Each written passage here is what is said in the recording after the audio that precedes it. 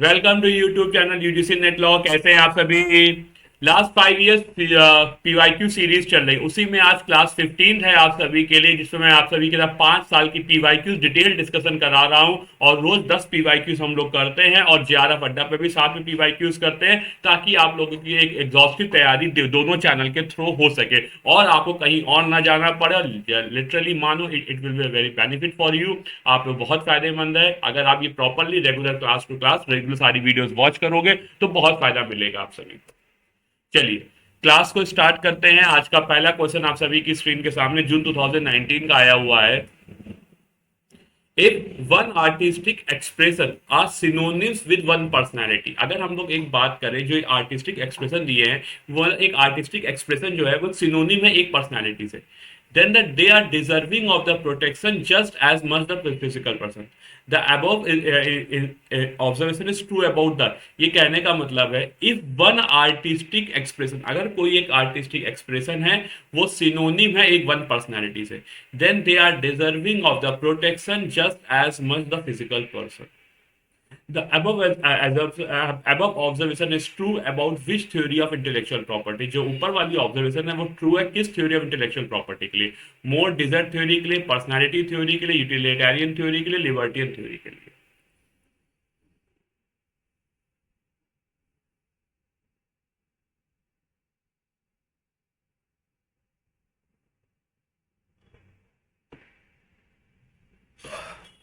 बताइए।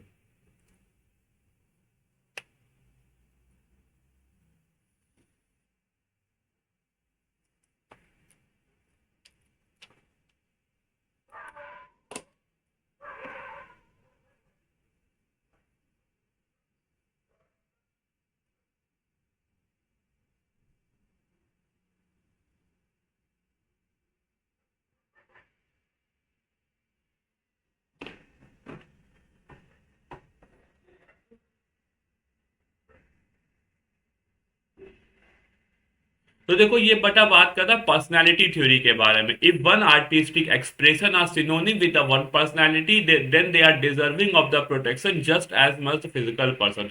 तो इसका आंसर बेटा फर्स्ट का सेकंड हो जाएगा, दैट इज पर्सनालिटी थ्योरी। तो पर्सनालिटी थ्योरी बिल्कुल करेक्ट है, क्योंकि ये पर्सनालिटी थ्योरी है वो हीगल साहब ने करी थी और कहा था creative work are an extension of the creator personality. जो क्रिएटिव वर्क है वो एक्सटेंशन है क्रिएटर पर्सनालिटी का। जो क्रिएटर है उसके लिए एक एक्सप्रेशन है, ठीक है। Just like the physical self is protected by the law, so it should be intellectual and emotional output. Protecting IP right is therefore a form of respecting human dignity and identity. So जो IP right है intellectual property right है, therefore a form of respecting human dignity and identity. So जो IP right है, जो intellectual property right है, एक तरह का form of respecting human dignity है and the identity है। इसके बारे में बात करता है, ठीक है। Personality theory of IP is prominently advocated by Gog, William, Friedrich Hegel, argue कर रहा है creative work are the extension. जो क्रिएटिव वर्क है वो एक्सटेंशन होता है क्रिएटर पर्सनैलिटी का। Just like physical cell is protected by the law, so it should be intellectual and emotional output. Protecting IP right therefore form, जो IP rights है वो एक तरह का form of respecting human dignity and identity की बात करता है, ठीक है। की आइडिया क्या है? Moral desert theory, personality theory, utilitarian theory, libertarian theory. तो बात को समझिए आप लोग। पर्सनालिटी थ्योरी होती क्या? पर्सनालिटी थ्योरी की बात करता है क्रिएटिव वर्क जो है, जो वर्क है वो इंसान की पर्सनालिटी के हिसाब से है, ऐसे ही नहीं आता। Just like physical cells protected by the law, so it should be intellectual and emotional output, इसीलिए इसको इंटेलेक्चुअल एंड इमोशनल आउटपुट कहा गया। So protecting IP right is therefore a form of respecting human dignity. So जो protecting human IP rights है वो एक तरह का human dignity की बात करता है और identity की बात करता है, ठीक है। तो जो यहाँ पे चार थ्योरीज है, एक है मोरल डेजर्ट थ्योरी, एक है पर्सनालिटी थ्योरी, एक है यूटिलिटेरियन थ्योरी, एक लिबर्टियन थ्योरी। सो जो मोरल डेजर्ट थ्योरी एक तरह से लोगों ने कोई चीज बनाई तो उनकी जो एक स्किल से आया, इफर्ट से आया, तो हम लोग उसको रिवॉर्ड करेंगे। तो ये पर्सनालिटी के बारे में बात नहीं करता है। पर्सनालिटी में क्या करता है, जो इंडिविजुअल का क्रिएशन है, मैंने कोई चीज बनाई तो वो मेरी पर्सनालिटी, जैसे मैंने कोई आर्टिकल लिखा तो वो मेरी पर्सनालिटी आइडेंटिटी को शो करता है। बिल्कुल सही। यूटिलिटेरियन थ्योरी, आईपी लॉ क्यों क्यों आईपी लॉ क्यों क्यों लोगों के लिए बनाए जाते हैं? कि लोगों के वेलफेयर, सोशल वेलफेयर के लिए है। Liberty based on natural right and property ownership including self ownership. ठीक है, ये बात करता है। ठीक है, इस तरीके से चारों थ्योरी आप लोगों की है। Arrange the theory of intellectual property in order of prominence and influences. जो थ्योरीज है देखिए आईपी की, जो आईपी है इंटेलेक्चुअल प्रॉपर्टी है, इन ऑर्डर्स ऑफ प्रोमिनेंस की कौन पहले आई, उसका इन्फ्लुएंस क्या फायदा, in order of prominence, prominence मतलब क्या फायदा है, और इन्फ्लुएंस उसका इन्फ्लुएंस क्या है। तो पहला बेटा है पर्सनैलिटी थ्योरी, दूसरा है सोशल प्लानिंग थ्योरी, तीसरा है लेबर थ्योरी, चौथा यूटिलिटेरियन थ्योरी। तो इसमें से कौन सी पहले आई है, किसकी ज्यादा इन्फ्लुएंस है, किसकी ज्यादा प्रोमिनेंस है, वो आपको क्रोनोलॉजिकल वो आपको डिसेंडिंग ऑर्डर में, डिसेंडिंग में, पहले कम उसके बाद कम, डिसेंडिंग ऑर्डर में लगाना है। ठीक है, लगाइए। मतलब सबसे इंपॉर्टेंस कितनी है, फायदा किसका, प्रोमिनेंस कितना है, हिंदी में समझ सकते हैं। बौद्धिक संपदा के सिद्धांतों को उनके प्रभाव और प्रामुख्यता कौन सबसे ज्यादा प्रमुख मानी गई है, ये बताइए। तो अगर सबसे ज्यादा जिसको एक सोसाइटी में सबसे ज्यादा इंपॉर्टेंस मिली या सबसे ज्यादा फेवर मिला, तो उसका नाम था यूटिलिटेरियन थ्योरी। कि आईपी लॉ क्यों बनाया जाता है, लोगों के फायदे के लिए बनाया जाता है। उसके बाद लेबर थ्योरी को बड़ा ही एग्जिस्टेंस मिला कि लोगों को आईपी को क्यों हम लोग एक तरह से बेनिफिट करते हैं, क्यों हम लोग उसकी प्रशंसा करते हैं, क्योंकि उससे उसके इंसान के लेबर को निकलता, उसका इंसान निकलता अंदर से। फिर पर्सनैलिटी थ्योरी में सोशल प्लानिंग। तो fourth third first second is the right answer. ठीक है, तो पहला है कि यूटिलिटेरियन थ्योरी, फिर लेबर थ्योरी, फिर पर्सनैलिटी थ्योरी, फिर social planning theory, most globally. और आप लोगों के लिए एक और खास बात, जियारफ अड्डा पे मैं संडे को 7 PM एक बहुत ही खास क्लास लेके आ रहा हूं, याद रखिएगा। 7 PM को, संडे को 7 PM बहुत ही खास क्लास आप सभी के साथ आने वाली है। उसमें मैं यूनिट 9 और यूनिट 10 दोनों के मिक्स करके क्वेश्चन लाऊंगा। और आप लोगों की लगभग वो 2.5 घंटे की क्लास होने वाली है, और वो क्लास में आपको बहुत फायदा मिलने वाला है। तो आई होप आप उस क्लास में पूरे बने रहेंगे एंड तक, और आपको बहुत फायदा मिलेगा उस क्लास से। ठीक है, तो मिलते हैं संडे को 7 PM। I hope you all will be there and take this class as positive. तो utilitarian theory, labour theory, personality theory, social planning theory. तो यूटिलिटेरियन थ्योरी मैंने आप लोगों को बताया, यूटिलिटी की बात करता। लेबर थ्योरी मैंने बताया, जॉन लॉके का प्रिंसिपल है, इंसान को उसके पर्सनल लेबर, जो उसने जो चीज बना उसकी लेबर से बनी, उसकी मेहनत से बनी, तो उसके लिए रिवॉर्ड किया जाएगा। पर्सनालिटी, चीज जो बनी उसकी, चीज बना उसकी पर्सनालिटी की वजह से बनी है। और सोशल प्लानिंग, तो ये इसका order of prominence and influences है।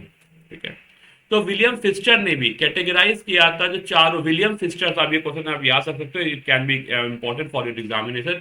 विलियम फिस्चर ने क्या किया, इंडीड क्या, categorise of 4 major theory of intellectual property as utilitarian theory, labour theory, personality theory and social planning theory. अगला बताइए, क्वेश्चन नंबर 3।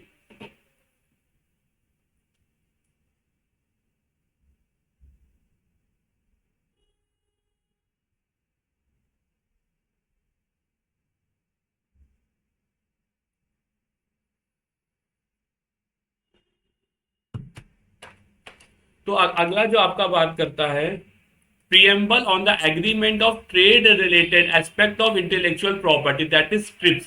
ये बात करता है क्या, ये बात करता है कि क्या क्या ले डाउन हुआ। Public policy objective of national system, social need of the least developed country, resolving IP intellectual property dispute through multilateral procedure, stabilising mutually supportive relationship between WTO and WIPO। ये बात करता है। तो preamble to the agreement on trade related aspect of the intellectual property TRIPS based on what, public policy observation of national system, social need of the least developed country, resolving IP dispute through the intellectual procedure, stabilising mutually supportive relationship between WTO and WIPO।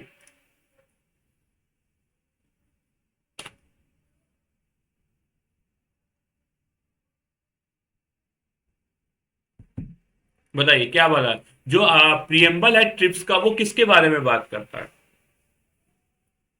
तो आप अगर preamble अगर trips का पढ़ोगे, उसमें चारों चीजें दी गई है। That is public policy objective system भी दिया गया है, social needs of least developed country को ध्यान में रखा गया है, रिजॉल्विंग आईपी डिस्प्यूट, ये सारी चीजें आपको जाएंगे तो थर्ड के फोर्थ में मिल जाएंगी। तो first second third fourth the true, तो ये सारी चीजें आप लोगों को वहां पर मिल जाएंगी। एक्सप्लेनेशन की बात करें तो ये सब एक्सप्लेनेशन दिया, आप लोग देख सकते हैं। ठीक है, एक डायरेक्ट बिल्कुल एग्जैक्ट लिखा हुआ तो उसमें पढ़ाने की जरूरत नहीं थी। अब ये बताइए फोर्थ क्वेश्चन।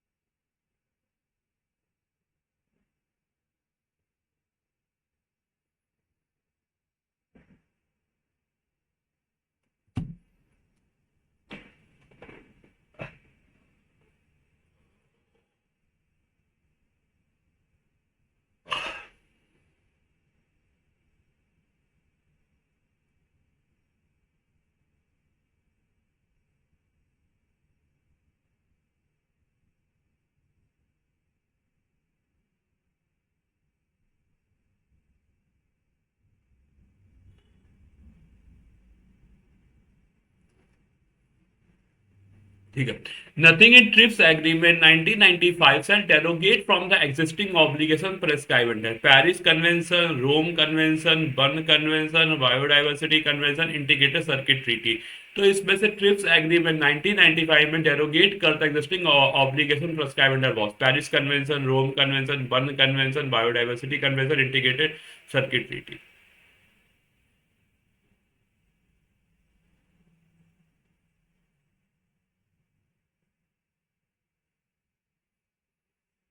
बताइए कौन सा जो कहता है ट्रिप्स एग्रीमेंट 19 से derogate from the existing obligation prescribe under. Trips समझौते 1995 कोई भी बात निम्नलिखित में निर्धारित मौजूद दायित्वों में से विमुक्त नहीं होगी। ऐसी कौन से एग्रीमेंट से जो ट्रिप्स के एग्रीमेंट के अगेंस्ट नहीं काम करेगा? Nothing in the TRIPS agreement, कोई भी चीज ट्रिप्स एग्रीमेंट 1995 में shall derogate from the existing obligation, जो उसके पास पहले से ऑब्लिगेशन है उससे बाहर नहीं जाएगा। तो कौन कौन से है? तो देखिए जो पेरिस कन्वेंशन है उसी की जो ट्रिप्स एग्रीमेंट में सारी चीजें मिला के ही दी गई कि आप लोग ये देखेंगे ट्रिप्स एग्रीमेंट क्या है, सबका समराइज, सबका मिक्सअप है। तो ये पेरिस कन्वेंशन की बात करता है, रोम कन्वेंशन की बात करता है, बर्न कन्वेंशन की बात करता है, बायोडाइवर्सिटी, लेकिन इंटीग्रेटेड सर्किट टीटी की ये बात नहीं करता। इसलिए इसका आंसर हो जाएगा first second third fourth, that is third option.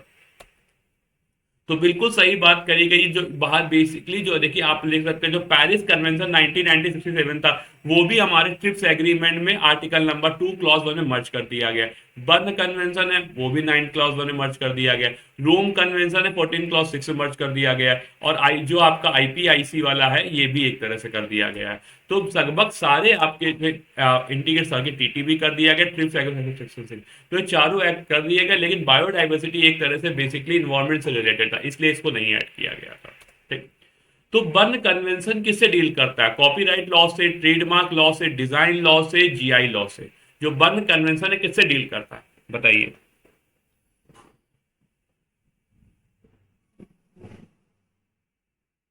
ये तो आप लोगों को सोते हुए भी क्वेश्चन बता देंगे तो आप लोग बता दोगे। बर्न कन्वेंशन क्या है? कॉपीराइट लॉ की बात करता है। कोई चीज आप कॉपी नहीं कर, कॉपी चाहिए तो परमिशन चाहिए, इसलिए फिफ्थ का first is the right answer.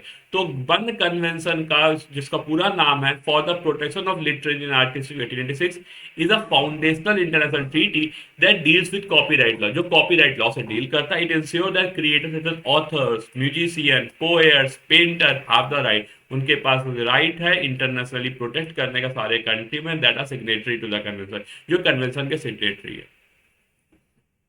ये ट्रेडमार्क लॉ से, डिजाइन लॉ से, जीआई लॉ से डील नहीं करता है। Which of the following international legal instrument is relating to patent, कौन सा इसमें इंटरनेशनल लीगल इंस्ट्रूमेंट है जो पेटेंट से डील करता है बताइए?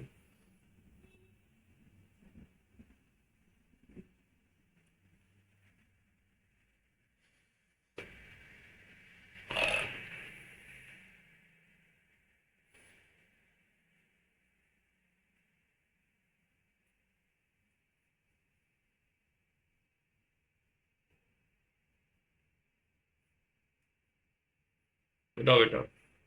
Which of the following international legal instrument related to patent? Budapest Treaty, Madrid Agreement, Bern Convention, Washington Treaty.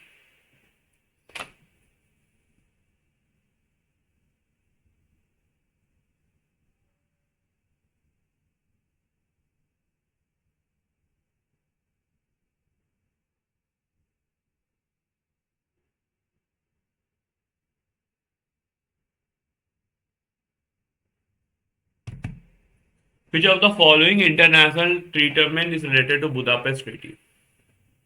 तो कौन सा इंटरनेशनल लीगल इंस्ट्रूमेंट पेटेंट से डील करता है, बताइए। तो इसका आंसर बेटा हो जाएगा सिक्स का first, that is Budapest treaty जो है वो पेटेंट से डील करता है। कॉपीराइट लॉ से बर्न कन्वेंशन है और पेटेंट से हमारा बुदापेस्ट ट्रीटी 1977 वाला है। जो बुदापेस्ट ट्रीटी है वो पेटेंट से डील करता है। International recognition of the deposit of micro organism for protection of, जो माइक्रो ऑर्गेनिज्म है उनको पर्पस ऑफ पेटेंट प्रोसीजर के लिए यूज किया सकता है। एडमिनिस्ट्रेट बाय वीपो के द्वारा है और सीधी सी बात करता है। जो मैड्रिड एग्रीमेंट और ट्रेडमार्क से डील करता है, बर्न कन्वेंशन कॉपीराइट से, वॉशिंगटन ट्रीटी जो है वो आईपीआईसी से, जो हमारा integrate property in respect of IC से। तो ये बेटा सारे इसके याद रखना इंपॉर्टेंट है एग्जामिनेशन के लिए। In which year WIPO Treaty on Intellectual Property, Genetic Resources and Associated Traditional Knowledge has been adopted? कौन से ईयर पे वीपो ट्रीटी और आईपीआर ये सारी चीजें स्टेबलाइज थी? 2023 में, 24 में, 20 में, 22 में?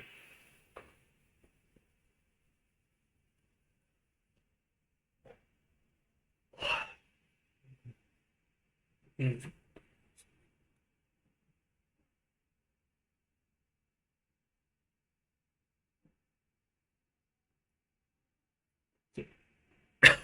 बताइए किस ईयर में वीपो ट्रीटी और intellectual property, genetic resources associate additional knowledge has been adopted?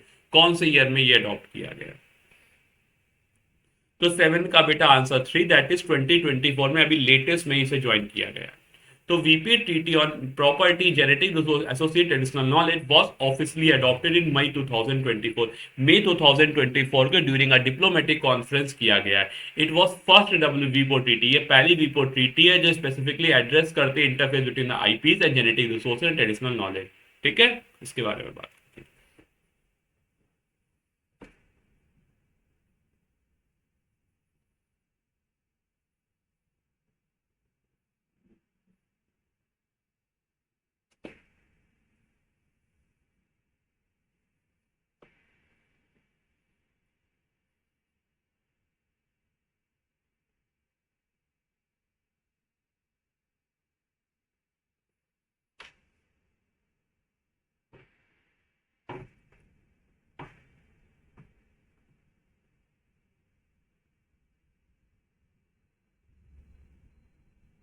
बताइए ये कौन से एग्रीमेंट किससे डील करता है, ये बताइए। Strasbourg agreement, Nice agreement, Nice agreement, Beijing treaty, Singapore treaty, कौन किससे डील करता है?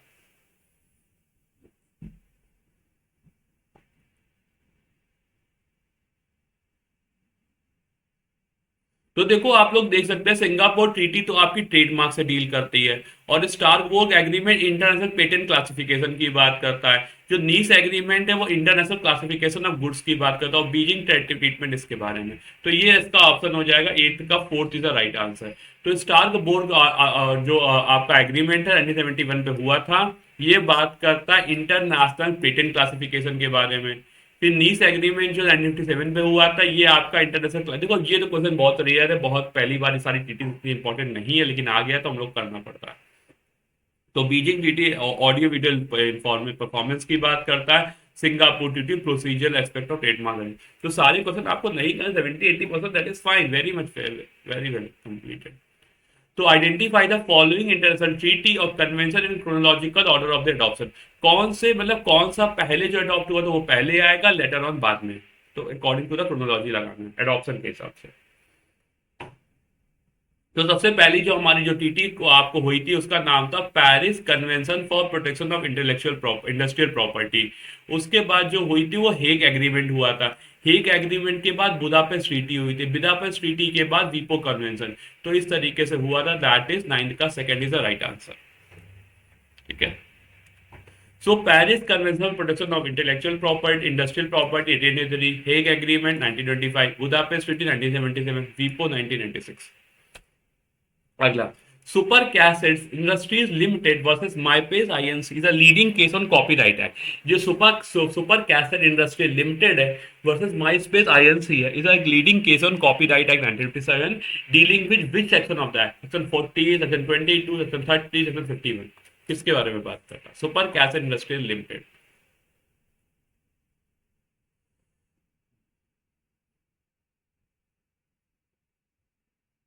बताइए।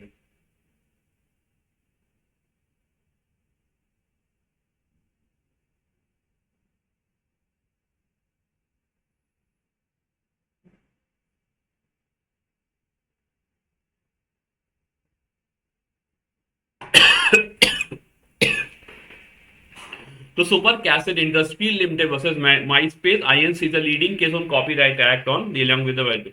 तो ये आपका सेक्शन 51 की बात करता है। ठीक है। तो Super Cassette Industry Limited versus MySpace INC landmark decision है related to copyright infringement. The main issue was whether an online platform like MySpace could are held responsible when user uploaded copyright content without authorisation. ठीक है। ये तो ये जो case है वो primarily section number 51 of the copyright act की बात करता है, जो डिफाइन करता है condition which is enshrined under the इंफ्रिंज। ठीक है, ये सर। और सेक्शन नंबर 21 51 बात करता है व्हेन कॉपीराइट इंफ्रिंज। देखिए अब नेक्स्ट वीक जो मेरी पूरी क्लास आने वाली वो यूनिट 9 और यूनिट 10 पे ही आएगी, और संडे को हम लोग 11 अड्डा पे करा देंगे। तो वो आप लोगों को कंबाइंड एक तैयारी, जो कि यूनिट 9 यूनिट 10 में बहुत दिक्कत होती है। मान लीजिए मैं 50 से 60 क्वेश्चन आप सभी के सामने लेके आ रहा हूँ, और मैंने 5 क्लासेस आपको यूजीसी नेट लॉ में दे दी, तो आपके 100 से 110 क्वेश्चन आप लोगों के हो जाएंगे पूरे पूरे। ठीक है, ताकि आप इन दोनों इतनी चीजों को भी अगर पूरे अच्छे से वॉच कर लोगे तो बहुत फायदा हो जाएगा। तो आई होप आप सभी करेंगे, और अपनी यूनिट 9 यूनिट 10 जिसमें आपको बहुत प्रॉब्लम होती है उस प्रॉब्लम को भी खत्म करने की पूरी कोशिश करेंगे आप लोग।